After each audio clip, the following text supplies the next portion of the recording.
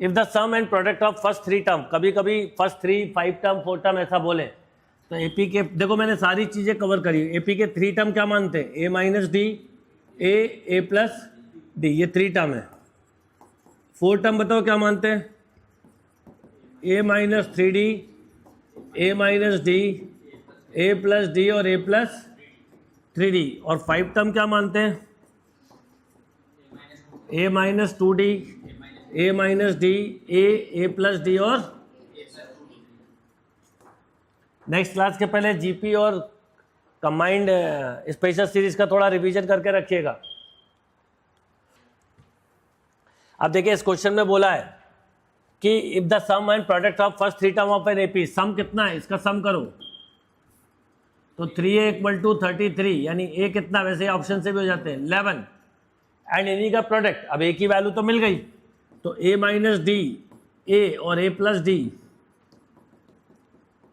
अब ये a की वैल्यू 11 तो 121 माइनस डी स्क्वायर, यहाँ 11 है इसका डिवाइड कर दो तो 1 0 तो डी स्क्वायर आ गया 16, तो D equal two plus minus 4। अब ये जो डी प्लस माइनस 4 आया है तो पूछा क्या? Then the 11th term. अब कई बार तो टर्म पूछते हैं, अगर टर्म पूछा होता तो बताओ 11 माइनस 4 7, 11 और 15 हो जाते, या 15 बोलो और 15, 11 और 7 हो जाते हैं। अब अगर हम जरा ऑप्शन को ध्यान से देखें तो ऑप्शन देख के समझ में आ रहा है कि अधिकतर आंसर किस में दिए? नेगेटिव में। तो इसका मतलब है सीरीज डिसेंडिंग लिए, वैसे मेंशन करते हैं पर नहीं करे तो हमें दोनों चेक करना पड़ता है।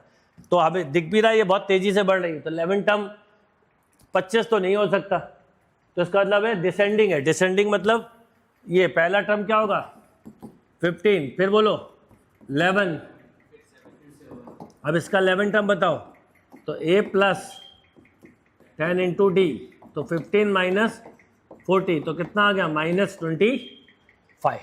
कई बार वो मेंशन करते हैं पर कई बार मेंशन नहीं भी करते हैं, नोट कर लीजिए अच्छे से।